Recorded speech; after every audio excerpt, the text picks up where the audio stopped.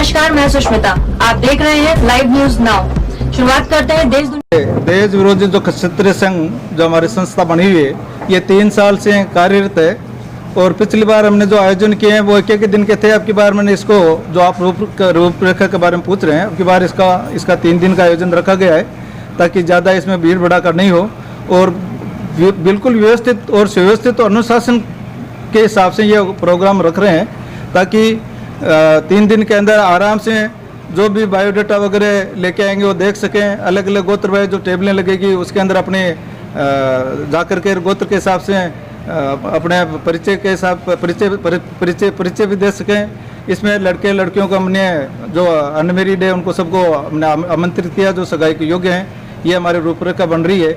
आज हम इसका पोस्टर का विमोचन भी कर रहे हैं और हमारी इच्छा है कि हमारे पास काफ़ी इतने बायोडाटा हैं कि हर आदमी बैठ करके सारी चीज़ें देख नहीं सकता, फाइल नहीं देख सकता। हम चाहते हैं, हमारे प्रयास चल रहा है कि हम इसका वेबसाइट जो ऐप चल रहा है उसका भी हो सके हम 7 तारीख को इसका लॉन्च कर सकते हैं।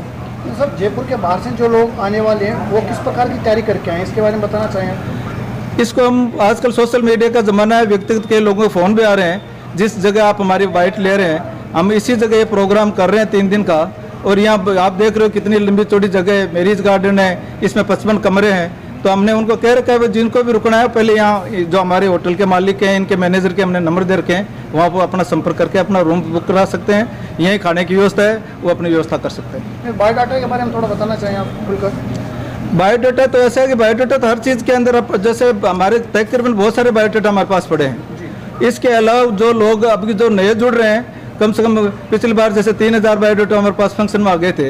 अब की बार हमारा टारगेट है कि उनसे कम से कम 5000 बायोडाटा और आ जाएंगे। 7-8 हज़ार बायोडाटा हमारे पास ऑलरेडी पड़े हैं। तो इन सब का हम कर करके अलग अलग हम हाफ वाइज अलग अलग कर रहे हैं। ये राठौड़ों का अलग, शेखावतों कचाओं का अलग, भाटी का अलग, चौहान का अलग, मांगलिक अलग, ताकि ये व्यवस्था रहे, ताकि भीड़ नहीं पड़े, किसी को अव्यवस्था नहीं हो। ये सब मेरा कहने का मतलब ये है कि वो क्या लेके हैं, फोटो वगैरह और क्या कुछ, वो हम उनको सारे चीज़ें बता रखी है और हम देंगे। फिर भी आपके चैनल के माध्यम से बता देना चाहते हैं कि वो हम कह रहे हैं कि भाई आप कम से कम एक बायोडाटा की 5 कॉपी करके लेके आएँ। उसके अलावा अगर नहीं भी करके लेंगे तो व्यवस्था कर रहे हैं, उसकी फ़ोटो खींचने की हमारे यहाँ व्यवस्था रहेगी, उसके फोटो स्टेट की हमारी व्यवस्था रहेगी। हम यहाँ पंडित बैठा रहे हैं, अगर कोई अपना कुंडली मिलान करना चाहता हो या अपना नाम से मिलान करना चाहता हो, कुंडली मिलान, हम सारी व्यवस्था कर रहे हैं। ये बहुत लंबी चौड़ी हमारी रूपरेखा तैयार कर रहे हैं। 3 दिन के बारे में बताया, तो फर्स्ट, सेकेंड, थर्ड 3 दिन रहेगा, तो उसमें क्या रहेगा? इसके अंदर भीड़ को कम करने के लिए हम हमारे चर्चाएँ चल रही है। जैसे कि आज आप देख रहे हैं 80-90 हमारे पदाधिकारी। हम महेंद्र सिंह राठौड़ जाखली, संस्थापक दहेज विरोधी क्षत्रिय संघ। मैं आपको जो दहेज विरोधी क्षत्रिय संघ का राजपूत बना बाईसा सगाई कार्यक्रम हो रहा है 7, 8 और 9 अक्टूबर को, इसके बारे में छोटी छोटी बातें बताऊंगा कि हम ग्रेजुएट और नॉन ग्रेजुएट इनका अलग अलग समारोह कर रहे हैं। दूसरा, इसके अंदर हम ये कर रहे हैं कि गोत्रवार हम अलग अलग काउंटर रख रहे हैं जिससे उनको गोत्रवार काउंटरों पे जाके और बायोडाटा देखने की सुविधा मिले। इसके अलावा हम टेबलों को भी गोत्रवार कर रहे हैं जिससे लड़की वाले उन टेबलों पे अपने गोत्र के हिसाब से बैठे, जिससे विपरीत गोत्र वाला उन टेबलों के सामने आके बैठे। तो 3 व्यवस्थाएं हम कर रहे हैं। एक ये कर रहे हैं कि परिचय कार्यक्रम होगा। दूसरा, हम कर रहे हैं कि बायोडाटा गोत्रवार देखने की सुविधा मिलेगी। तीसरा, हम कर रहे हैं कि टेबलों पर गोत्रवार बैठने की सुविधा मिले, जिससे उनको ये पता रहे कि हमें चौहान, तंवर, राठौड़, सिसोदिया, कच्छावा किनसे संबंध करना है, उन लड़की वालों के सामने जाके वो बैठ सकते हैं। ये सुविधाएं हम करने की कोशिश कर रहे हैं। इसके अलावा हम बायोडाटा के 3-4 हज़ार फार्म छपा रहे हैं। जो बायोडाटा लेके नहीं आएंगे उनके लिए भी वहाँ भरने की सुविधा कार्यकर्ताओं से भी है, खुद भी भर सकते हैं। इसके अलावा खाने की जो सुविधा है वो यहाँ पे रेस्टोरेंट है जिसके अंदर वो सशुल्क खाना खा सकते हैं। रहने के लिए होटल है, यहाँ पे 55 कमरे हैं। बाहर से जो आएंगे वो सशुल्क अपने यहाँ होटल में रुक सकते हैं 3 दिन के लिए। 3 दिन का कार्यक्रम हमने इसलिए रखा है कि कुछ ज़्यादा रुझान होने के कारण ये सगाई समारोह में, इसीलिए हमने 3 दिन रखा है कि 1 दिन में ज़्यादा बात बैठ नहीं पाती है। 3 दिन से ये हो जाएगा, भीड़ थोड़ी डिवाइड हो जाएगी। जिससे उन लोगों को सुविधा हो जाएगी। जैसे मान लो आज इनकी 58% मान लो 58 बात बैठ गई और दूसरे दिन उनकी 16 बात बैठ जाती है। पहले दिन उनको 5 रिश्ते मिले, दूसरे दिन उनको 10 रिश्ते मिल गए, तो कहीं ना कहीं उनको कोई ना कोई आदमी मिले और उनका रिश्ता बैठे।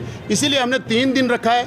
कार्यक्रम को हम भव्य और अच्छा और सुंदर बनाने की कोशिश कर रहे हैं। साथ ही साथ निःशुल्क सारी व्यवस्था है, प्रवेश की पूरी निःशुल्क व्यवस्था है। सभी कार्यकर्ता हमारे जो हैं वो हर प्रकार से तान मान दान कर्म वचन शर्म से हर प्रकार से समाज के साथ लगकर और कोशिश ये करेंगे कि ज़्यादा से ज़्यादा हमारे समाज के रिश्ते हों। जो बाहर से आने वाले लोग हैं, जयपुर के बाहर से, तो उनके लिए जो आप प्रोग्राम जहाँ आयोजन है कर रहे हो, तो वहाँ के बारे में एग्जिट बता दें कि ये एड्रेस रहेगा वहाँ से आने का। सुमन कंवर है और मैं दहेज विरोध क्षत्रिय संघ की संस्थापिका हूँ। और दहेज के बारे में मेरे भी 2-4 मत हैं कि हम दहेज को मतलब बुराई है, ये बहुत बड़ी बुराई है समाज में। जैसे एक वटवृक्ष होता है, उसकी कई शाखाएं होती है, तो क्या है कि उसमें से जो मेन शाखा है वो दहेज है।